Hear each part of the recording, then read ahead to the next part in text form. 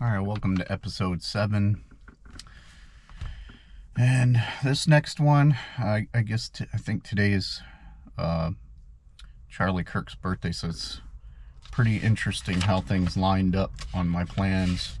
I didn't intend for this to be the subject for today, but it kind of worked out that way. And what I'm going to do is go through warnings every man must face if he cares about his future, and it's by Charlie Kirk. And not sure who posted this, and I didn't look through the tons and tons of stuff of Charlie Kirk to see if this was true, but everything that I've gone over seems to be things that he did teach when he was out speaking with people. And the first one is, men without women lose their compass. Charlie believed that men are builders by nature, but take away family, marriage, and legacy, and a man's purpose begins to rot. When men no longer see future worth fighting for, they don't simply sit in peace, they spiral. They get swallowed by addictions, rage, violence, or the kind of loneliness that eats the soul. A man without legacy does not rise, he collapses, and when enough men collapse, society itself begins to crumble. And we are seeing a lot of this. There's a lot of men who have lost. Pretty much what they're saying here is that they've lost their compass, They have lost their reasons for living. And and I look at myself, and might be a little vulnerable here. I've spent probably a lot of my life alone, really, and didn't have, I wouldn't say I don't have a compass. I don't know. I mean, maybe it's skewed a little, but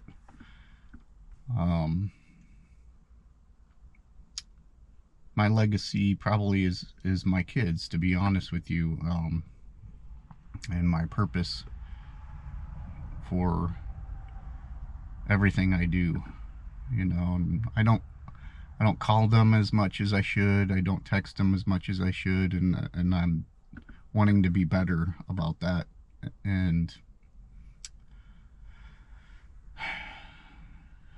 But to be honest with you, without my kids, I wouldn't have any purpose, wouldn't have any reason for doing the things that I do. So I'm not sure,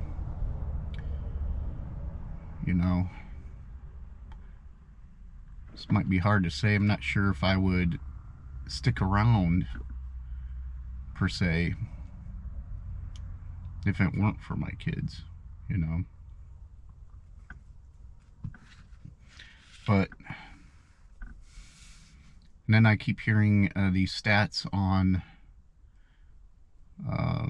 many men I don't know the percentage, but probably half of men out there have stopped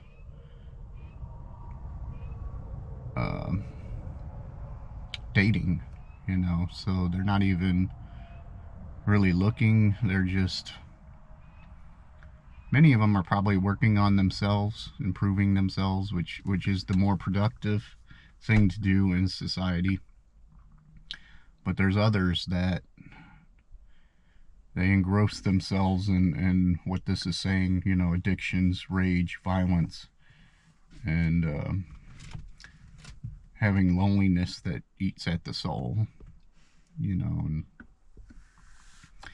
and I heard a quote not too long ago that said that, men weren't meant to be alone. So without those kinds of things to keep their moral compass, their compass in the pointing in the right direction. They're just lost right now. All right, so number 2, honor is not up for negotiation. And Charlie had a saying, if you split the bill, you've already split your honor. And I think he's talking about dating in here. He didn't mean it was about money. It was about respect. Men who refuse to protect and provide don't just lose women, they lose themselves. And women who demand equality in every corner of life often fail to see that leadership comes with sacrifice. A man's honor is not measured in dollars, but in the willingness to carry weight. Without that, relationship become empty contracts. Let me reread that again because I read it wrong. Without that, relationships become empty contracts instead of sacred bonds. And I don't know, there's a lot to process in here, but a couple of things I want to go over is splitting the bill. The honorable thing to do is pay for the date. As much as the woman might be there just to get a free meal, it's still proper for the man to pay for the date. Now, when the woman, sorry, I'm a little jittery on the camera, but I took a lot of stock when I go out on a date. I took a lot of stock in a woman who at least offered. You know, I wouldn't let them, but I can remember one time I first met somebody, and I think it was a pizza place, and she got up, went to the restroom, and I took that opportunity real quick to get the bill and had it paid for by the time she came out. And I think that impressed her, although she was willing to pay for her portion of the meal. But you know, I think that little sneak pay for the meal said a lot to her, and we dated for a while. But and then the other thing, men carrying weight, right? Men carry a lot more weight than I think women realize. May not seem like it, but we do, and we won't say anything. You know, the biggest probably tall tale sign of the weight that we're carrying is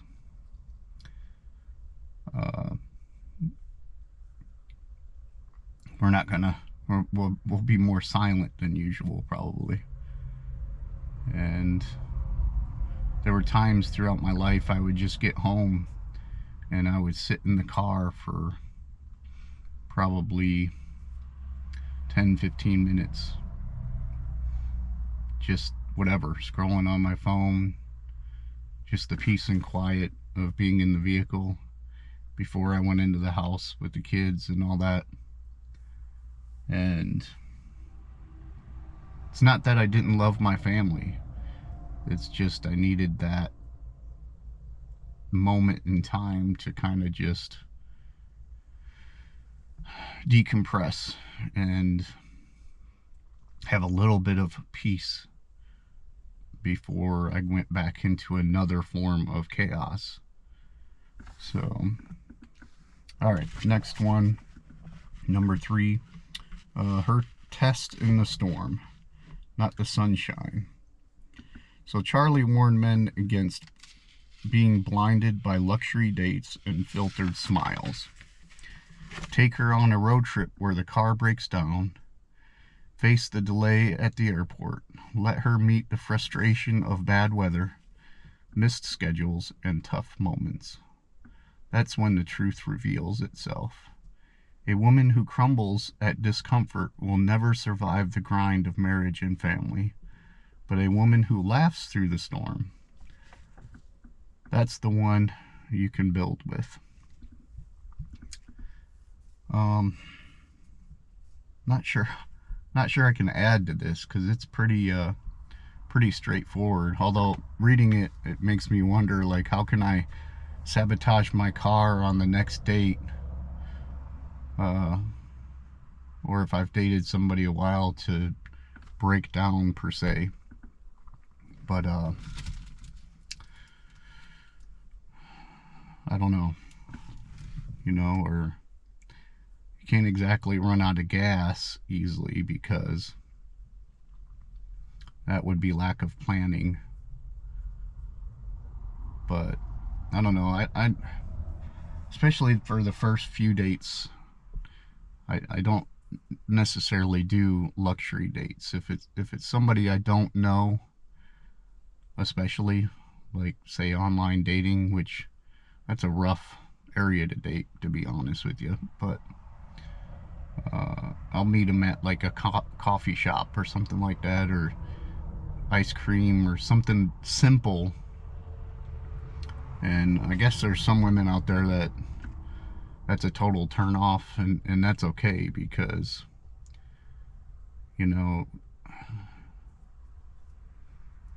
why give them that luxury date? I don't know. It's a touchy subject, to be honest with you. Because if you go on a cheap date and she still wants to date you or go on another date with you, then perhaps her head is in the right spot as well. All right, number 4. A man without vision sounds like noise. Charlie had no patience for men who drifted through life without direction. He insisted that leadership is not about asking for permission, it's about having a clear vision. The women cannot follow a man who doesn't even know where he's going, and without vision, no amount of confidence or charm can hold her respect. Men who wander through life soon lose more than opportunities. They lose the respect of those who might have followed them. And first thing that comes to mind is having some goals, reachable, attainable goals. If the goal isn't attainable at the time, what's the step to get closer to that goal, and make that your current goal? But it's a vision. Having goals is vision. And probably, I don't know when I'll post it, but I have a certain form that I learned from the military on different aspects of your life and making goals in those different aspects of your life. And I think I'll probably do that on an episode in the future. I'm not sure when I'll do that, but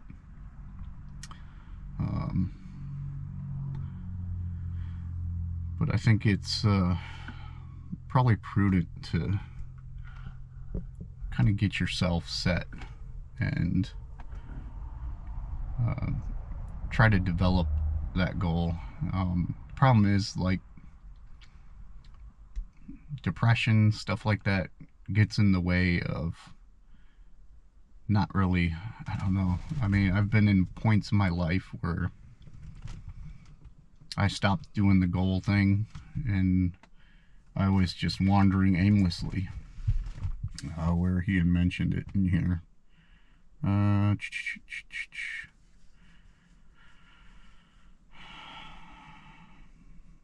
But just wandering and not having any clear direction on where I wanted to go with my life. And a lot of the darkness in the last 7 years or so that I've had, probably more than that now, but a lot of that has been aimlessly going through life. Of course I made sure my kids were taken care of, and that was my first priority and still is. Number 5, liberation has become a lie. Charlie saw the modern push for sexual liberation as slow poison. He pointed out what society refuses to admit. The more partners a woman cycles through, the more broken she often becomes. Behind the glamorized freedom lies depression, emptiness, and an endless search for something permanent. Freedom isn't found in lust, it's found in loyalty. And culture that sells lust as empowerment is setting women up for a silent misery. And we're seeing a lot of this, and it's mostly mentioning women, but I think this happens to guys, but in a little bit different way. I think it's very damaging to guys as well when they do this. Going around and sleeping with people like it's destroys the soul, both men and women. Okay, number 6, masculinity is not the enemy. Charlie also warned men not to surrender to their strength in the world that constantly tells them to soften. Modern culture demonizes masculinity, labeling leadership as toxic, discipline as controlling. But without masculine men, there is no protection, no stability, and no progress. A society of weakened men become a playground for chaos. Charlie urged men to embrace, not apologize, for their masculine nature, because when men lose their strength, everyone pays the price. I'm not going to add too much onto this, and it's a touchy subject for some, where, yeah, I don't know if there's much I can add on to that. You know, it's pretty straightforward. I mean, we can talk about this in the future, and maybe something will come up that, you know, will kind of help this. I mean, but in modern society, they've kind of labeled masculinity as toxic, and there is some toxic masculinity out there, don't get me wrong, but all of masculinity is not toxic. There's as much toxic masculinity as there is toxic femininity. So, but neither femininity or masculinity is necessarily a bad thing for each. Alright, I think this is the last one, number 7. Love without commitment is just entertainment. And it says, another warning he echoed was about relationships built on convenience instead of covenant. Charlie believed love without responsibility is nothing more than play acting. Dating for thrills, sleeping around, and avoiding marriage may feel modern, but it breeds instability. Families are destroyed not by enemies outside, but by unserious men and unserious women who treat commitment like a prison. For him, real love required permanence. Something less, or anything less, was a slow path to a broken home and fatherless children.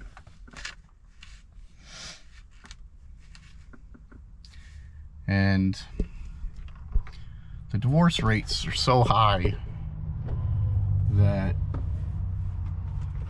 men and women aren't taking their commitments to each other properly. I mean, you've made a covenant when you got married to God, and many aren't taking that covenant seriously. And I know in the few relationships I've been in, it seems that my partner has given up on the relationship too easily. Like,